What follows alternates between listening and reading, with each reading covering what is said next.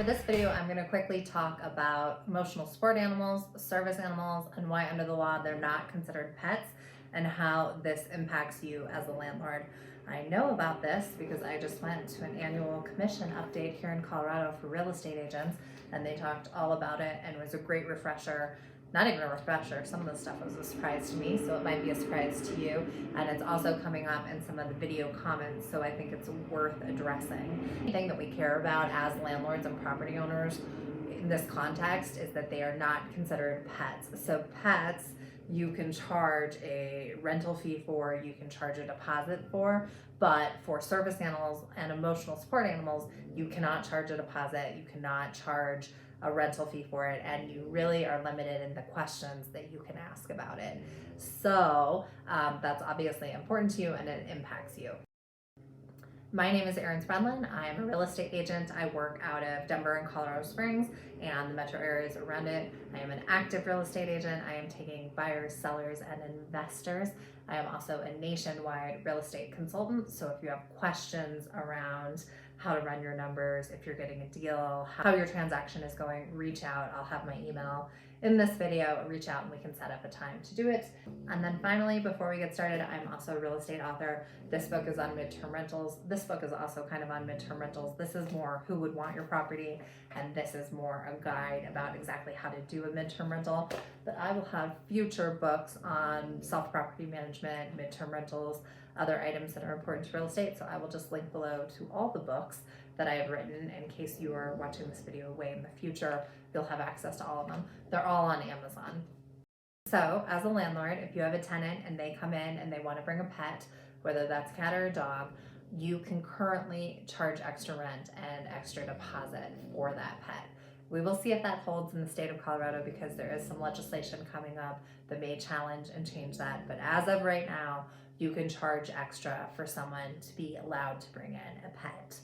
But it is different for emotional support animals and for service animals, and that's because they are not considered pets. It's important to note that the ADA, so the American Disabilities Act, has certain rules and regulations that apply, and then there's fair housing laws that apply in a different way. So while emotional service animals aren't necessarily protected under ADA the way service animals are, they are protected under the Fair Housing Act.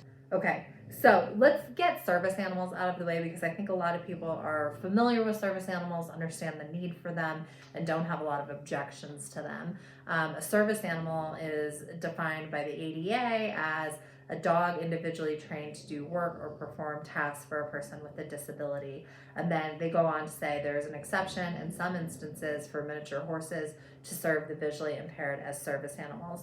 Generally, service animals must be permitted to accompany persons with disabilities in all areas where members of the public are allowed to go. So that is how the ADA defines service animals. All right, and then emotional support animals are defined as any type of animal that provides relief through companionship. And again, not protected through the ADA, but protected through fair housing.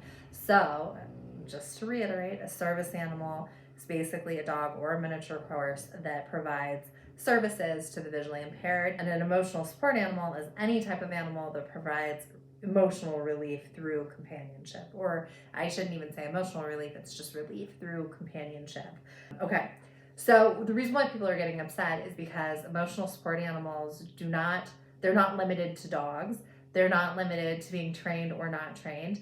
They are available for a number of categories such as anxiety, depression, PTSD. You cannot ask what kind of training they've done. You can't ask for what kind of condition they are helping. Right now, it looks like in Colorado, you do have to get an ESA letter. Or tenants can then bring these animals into the property or into your unit without paying an extra deposit or without paying an extra rental fee once they have a letter saying that it's an ESA. ESA letter would be provided by a mental health professional.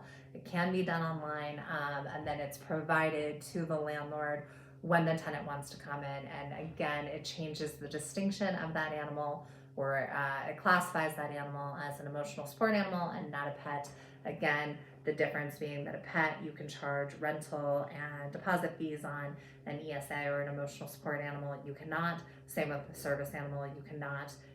you cannot charge any kind of deposit or rental fee on. So one note on this, emotional support animals do have to comply with local law. So the article I'm reading says you cannot designate a bat, alligator, hedgehog, or skunk as an emotional support animal. For those of you that are concerned about what an ESA may do to your property, just keep in mind that the article I'm reading says if an ESA behaves badly or disruptively, a landlord has the right to charge you for any damages or to remove them from the premises.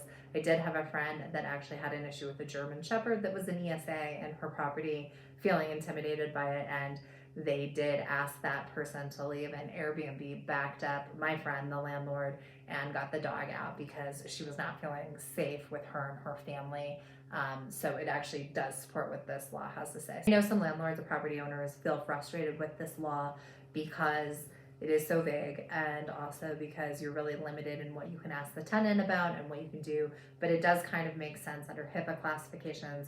There's a lot of things that we can't ask people when it comes to their disabilities, and so that is why this is so vague. And also, we want to be in a position where we're not limiting people from getting housing. We want to open that door up. So I know while people may not love this, I think that that is the intent behind this, is to make it so that disabilities, even disabilities that you can't see, are still supported, and that those people aren't limited in their housing. But the good news is, if things go sideways for you, you do have a recourse and you can charge the tenant for that. The problem with it is that you cannot charge a deposit or rent on it. Right, I hope that helps, and I will be back with a video in the future. Thanks.